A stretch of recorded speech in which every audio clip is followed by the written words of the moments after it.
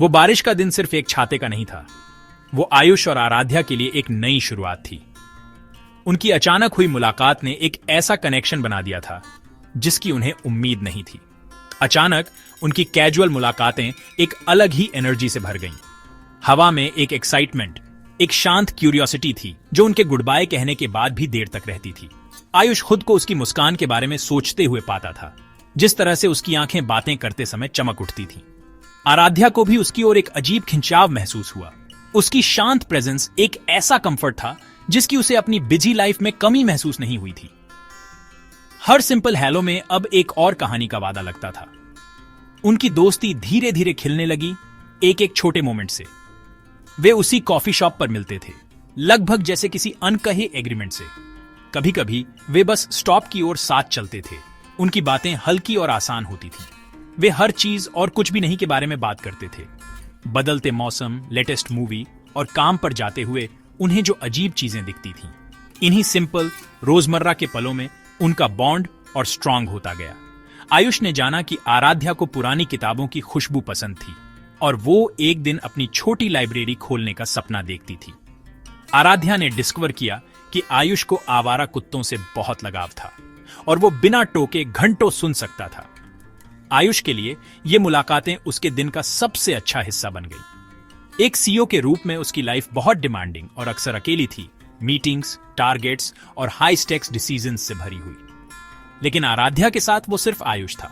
वो किसी बड़ी कॉरपोरेशन का हेड नहीं था। वो बस एक आदमी था जो एक ऐसी लड़की के साथ सिंपल बातचीत का मजा ले रहा था जिसने उसे सचमुच देखा हुआ महसूस कराया। वो नॉर्मेलिटी के इन पल्लों को बहुत पसंद करता था। उसे पसंद था कि वो बिना किसी रिजर्वेशन के कैसे हंसती थी, कैसे वो छोटी छोटी बातों पर एक्साइटेड हो जाती थी। वो एक डबल लाइफ जी रहा था और ये सिंपल, ज्यादा ईमानदार लाइफ उसके साथ वही थी जिसकी उसके दिल को सचमुच चाहत थी। आराध्या को भी ये महसूस हुआ। उसने आयुष जैसा कोई पहले कभी नहीं मिला था। वो उन लोगों से अलग था जिन्हें वो जानती थी। उसकी आंखों में एक गहराई थी जो बताती थी कि उसने दुनिया में जितना बताया था उससे ज्यादा देखा था। फिर भी वो खुद को इतनी ह्यूमिलिटी से रखता था। वो उसके सपनों को सच्ची दिलचस्पी से सुनता था। उसे कभी ये महसूस नहीं कराता था कि उसकी एस्पिरेशंस बहुत छोटी या इंपॉर्टेंट नहीं थी। वो अपनी मुलाकातों का इंतजार करने लगी। हर बार जब वो उसे अपना इंतजार करते देखती थी तो उसका दिल थोड़ा उछल जाता था। उनकी दोस्ती धीरे धीरे खूबसूरती से कुछ और में बदल रही थी। ये एक शांत धुन थी जिसे सिर्फ उनके दिल ही सुन सकते थे।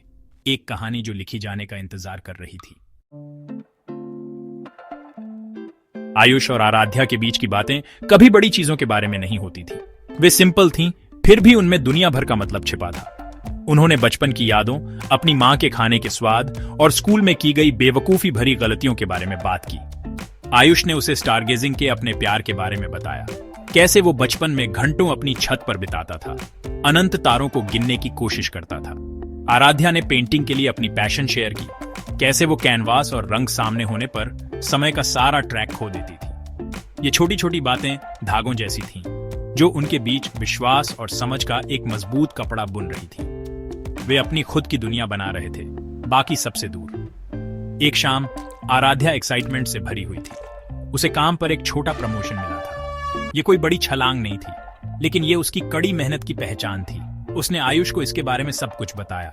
उसका चेहरा शुद्ध, बेदाग खुशी से चमक रहा था। उसने बताया कि कैसे उसने एक प्रोजेक्ट पर हफ्तों देर तक काम किया था और कैसे उसके बॉस ने आखिरकार उसे पूरी टीम के सामने सराहा था। आयुष ध्यान से सुन रहा था। उसके चेहरे पर एक गर्म मुस्कान थी। उसने उसकी आंखों में खुशी देखी, एक ऐसी खुशी जो उसके अपने प्रयासों और अचीवमेंट से आई थी। उसे अपने दिल में एक टीस महसूस हुई, ये महसूस करते हुए कि उसकी दुनिया से कितनी अलग थी। उसकी खुशी वास्तविक और कमाई हुई थी। उसने अपनी लाइफ के बारे में सोचा। वह एक $multi million कंपनी का सीईओ था। उसके पास वो सब कुछ था जो एक इंसान चाह सकता था, एक फैंसी कार, एक लग्जरी पेंट हाउस और बड़े फैसले लेने की पावर। फिर भी उसे याद नहीं था कि उसने आखिरी बार कब वैसी शुद्ध खुशी महसूस की थी जो आराध्या से निकल रही थी। उसकी अचीवमेंट्स स्टॉक की कीमतों और प्रॉफिट मार्जिन में मापी जाती थी, न कि सिंपल दिल से खुशी के पलों में। उसे देखकर उसने समझा कि सच्ची खुशी बहुत सारे पैसे या पावर होने में नहीं थी। ये छोटी चीजों में खुशी खोजने में थी, अपनी कड़ी मेहनत का जश्न मनाने में थी, चाहे इनाम कितना भी छोटा क्यों ना हो। आराध्या अभी भी एक्साइटमेंट से भरी हुई थी, उसकी ओर मुड़ी और पूछा, तुम्हारा क्या आयुष? तुम्हारा बड़ा सपना क्या है? तुम लाइफ में क्या अचीव करना चाहते हो? वह एक पल के लिए रुका, उसकी मासूम क्यूरियस आंखों में देखते हुए। वह उसे यह नहीं बता सकता था कि उसने पहले ही ज्यादातर लोगों के सपनों से ज्यादा अचीव कर लिया था। इसके बजाय उसने उसे अपने दिल से एक ईमानदार जवाब दिया। मेरा सपना? उसने धीरे से कहा, मेरा सपना सिंपल है। मैं बस अपना समय अच्छे लोगों के साथ बिताना चाहता हूँ, ऐसे लोग जो मुझे खुश और शांतिपूर्ण महसूस कराएं। सक्सेस और पैसा ज्यादा मायने नहीं रखते अगर आपके पास अपनी लाइफ शेयर करने वाला कोई नहीं है। आराध्या मुस्कुराई, उसके शब्दों से प्रभावित हुई। उसे पहले से कहीं ज्यादा उसके करीब महसूस हुआ। जैसे जैसे उनका रिश्ता गहरा होता गया, आयुष के दिल में एक परछाई बढ़ने लगी। ये उसके सीक्रेट की परछाई थी। हर बार जब आराध्या अपनी मुश्किलों के बारे में कोई कहानी बताती, एक नए फोन के लिए पैसे बचाने के बारे में या अपने छोटे अपार्टमेंट के ऊंचे किराए के बारे में, आयुष को बहुत ज्यादा गिल्ट महसूस होता था। वो उसकी मदद करना चाहता था, उसकी लाइफ आसान बनाना चाहता था, लेकिन वो कर नहीं सकता था। अपनी दौलत का खुलासा करने का मतलब अपनी असली पहचान का खुलासा करना होता, और उसे इस बात से डर लगता था कि इससे सब कुछ कैसे बदल जाएगा। उसे डर था कि उनके बीच का वो खूबसूरत सिंपल कनेक्शन उसके स्टेटस के साथ आने वाली जटिलताओं और उम्मीदों से बदल जाएगा। उसे एक इंसान को खोने का डर था जो उसे उसके लिए देखता था, उसके पास जो था उसके लिए नहीं। उसका डर सिर्फ पैसे के बारे में नहीं था, यह भरोसे के बारे में था। उसने देखा था कि जब लोगों को पता चलता था कि वो कौन है, तो वे उसके आसपास कैसे बदल जाते थे। दोस्त चापलूस बन जाते थे और बातचीत बिजनेस प्रपोजल में बदल जाती थी। उसने खुद को उस अकेलेपन से बचाने के लिए अपने दिल के चारों ओर एक दीवार बना ली थी जो दौलत के साथ आती थी। आराध्या लंबे समय में पहली ऐसी इंसान थी जो बिना कोशिश किए भी उस दीवार को पार करने में कामयाब रही थी। वो उसे उसके सिंपल नेचर, उसकी शांत ह्यूमर और उसके दयालु दिल के लिए पसंद करती थी। क्या होगा अगर वो उसे लाया समझे? क्या होगा अगर वो सोचे कि उनकी पूरी दोस्ती एक धोखे पर आधारित थी?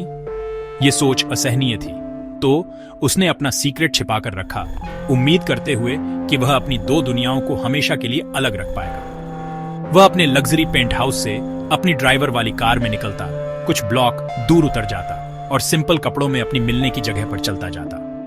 वह एक डिमांडिंग बॉस और काम के दबाव के बारे में बात करता, सावधानी से एक ऐसी लाइफ बनाता जो उसकी लाइफ की तरह दिखती थी। यह थकाने वाला था। वो एक झूठ जी रहा था और उसका बोझ हर बीतते दिन के साथ भारी होता जा रहा था। वह उसे सच बताना चाहता था, उसके साथ पूरी तरह से ईमानदार होना चाहता था, लेकिन उसे खोने का डर उसे रोके हुए था। वह उसके लिए अपने प्यार और सच के डर के बीच फंसा हुआ था। यह आंतरिक संघर्ष उसके व्यवहार में दिखने लगा था। कभी कभी वह दूर हो जाता, अपने विचारों में खो जाता। दूसरी बार वह ज्यादा खुश मिजाज होकर ज्यादा भरपाई करता। वह कुछ विषयों से बचता, खासकर पैसे, भविष्य की योजनाओं या पारिवारिक पृष्ठभूमि से संबंधित। उसे उससे झूठ बोलना पसंद नहीं था, भले ही वह चुप रहकर झूठ बोल रहा हो। उसकी हर मुस्कान उसे गिल्ट का एक जख्म देती थी। वह जानता था कि वह कायरता कर रहा है। वह जानता था कि वह उसे अपना सच न बताकर उसका अपमान कर रहा है, लेकिन डर एक शक्तिशाली राक्षस था और उसने उसके दिल पर मजबूत पकड़ बना रखी थी। वह एक पतली रस्सी पर चल रहा था और वह जानता था कि एक दिन वह अनिवार्य रूप से गिरेगा। आयुष की सावधानी से बनाई गई दुनिया में पहली दरार एक धूप वाली दोपहर को आई। वह और आराध्या एक भीड़ भरे बाजार से गुजर रहे थे। तभी किसी ने उसका नाम पुकारा, आयुष, आयुष शर्मा, क्या तुम हो? एक अच्छी तरह से कपड़े पहने आदमी एक तेज सूट में उनके पास आया।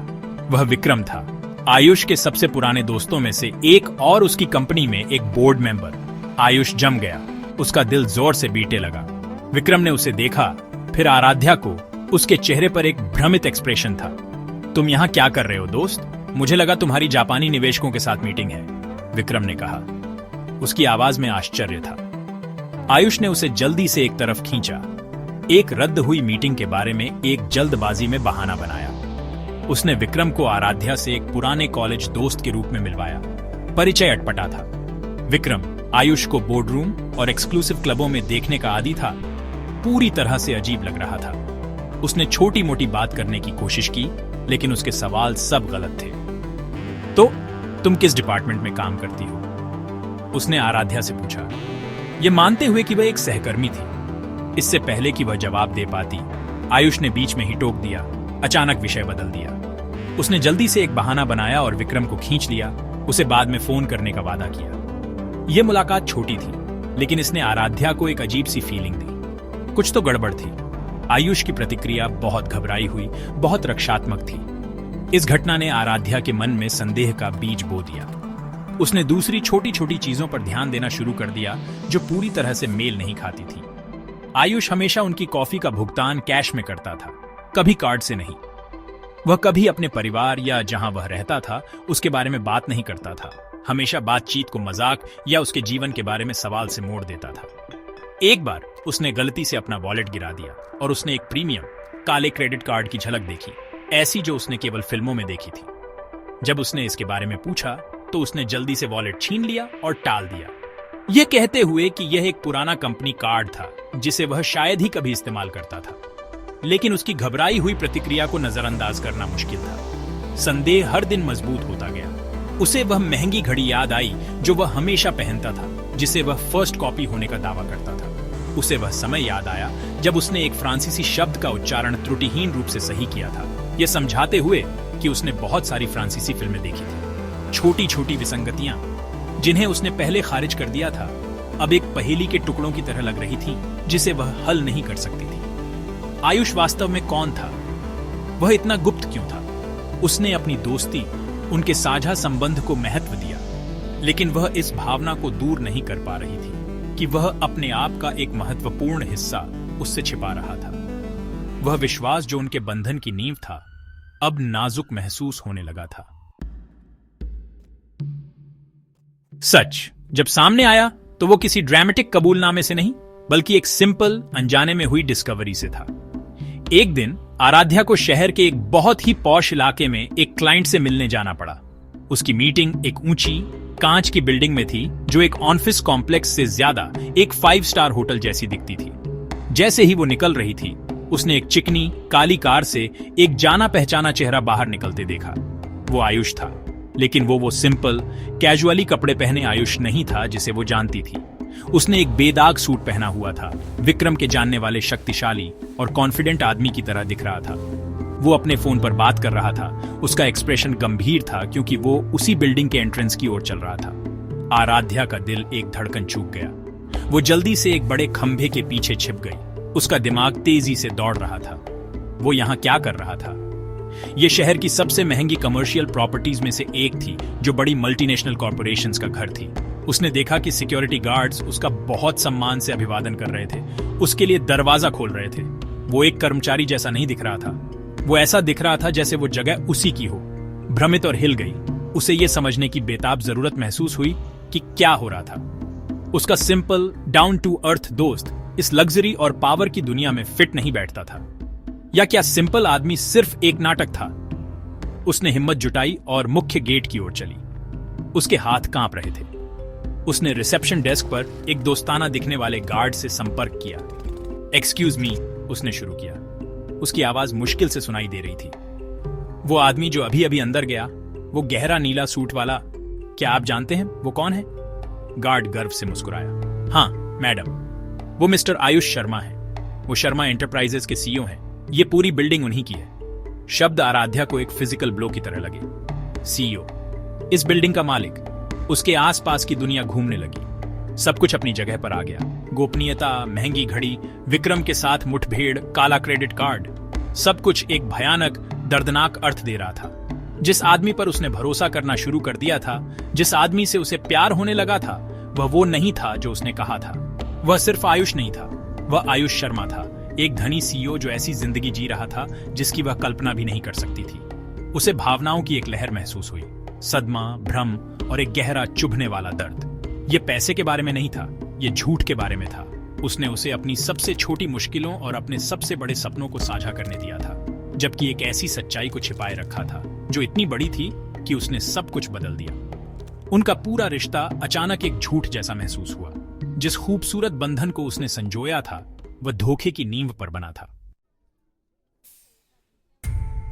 आराध्या ने आयुष को एक सिंपल टेक्स्ट भेजा, क्या हम मिल सकते हैं उसी जगह पर? जब उसने ये शब्द टाइप किए तो उसके हाथ ठंडे थे। उसने अपनी हमेशा की कॉफी शॉप पर उसका इंतजार किया, लेकिन आज वो जानी पहचानी जगह पर आई और घुटन भरी लग रही थी। जब आयुष आया तो वो हमेशा की तरह था। उसके टेबल की ओर आते हुए गर्मजोशी से मुस्कुरा रहा था, लेकिन उसकी मुस्कान फीकी पड़ गई जब उसने उसके चेहरे पर वो लुक देखा।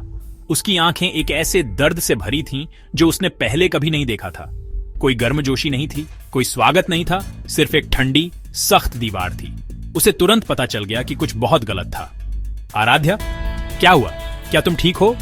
उसने पूछा। उसकी आवाज चिंता से भरी थी। तुम कौन हो, आयुष? उसने पूछा। उसकी आवाज सपाट और भावनाओं से रहित थी। सवाल उनके बीच हवा में लटका रहा, भारी और तीखा। आयुष का दिल डूब गया। उसे पूछने की जरूरत नहीं थी कि उसे कैसे पता चला।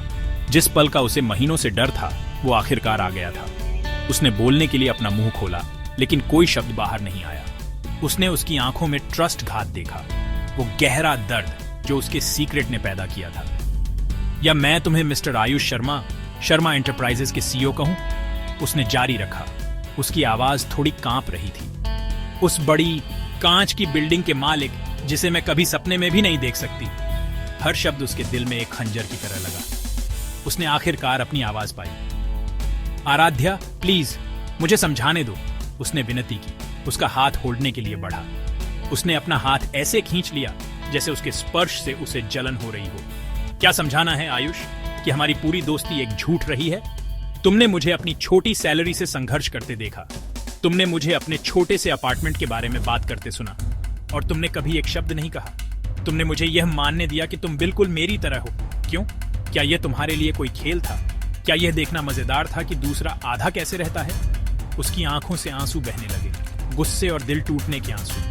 मैंने तुम पर भरोसा किया। मैंने तुम्हें वो बातें बताई जो मैंने कभी किसी को नहीं बताई, और तुम बस एक्टिंग कर रहे थे। नहीं, यह कभी कोई खेल नहीं था, आयुष ने बेताब होकर कहा। उसकी अपनी आंखें भर आईं। मैं डर गया था। मैं तुम्हें खोने से बहुत डर गया था। जिस पल लोगों को पता चलता है कि मैं कौन हूं, वे बदल जाते हैं। वे पैसे देखते हैं, मुझे नहीं। तुम अकेली थी जिसने मुझे असली देखा, वो इंसान जिसे मैं बनना चाहता। मुझे उन पलों से प्यार हो गया जो हमने साझा किया, उस इंसान से जो मैं तुम्हारे साथ होता हूँ। मैं कायर था, मुझे तुम्हें बताना चाहिए था। मुझे बहुत अफसोस है आराध्या, प्लीज बस मुझे इसे ठीक करने का एक मौका दो। लेकिन उसके शब्द उस विश्वास को ठीक नहीं कर सके जिसे उसने तोड़ा था। आराध्या खड़ी हो गई, अपना सिर हिलाते हुए। मुझे समय चाहिए आयुष, उसने फुसफुसाया। मुझे अकेला रहना है। और इसके साथ वह मुड़ी और चली गई। उसे उसके टूटे हुए सीक्रेट और टूटे हुए दिल के साथ अकेला छोड़ गई।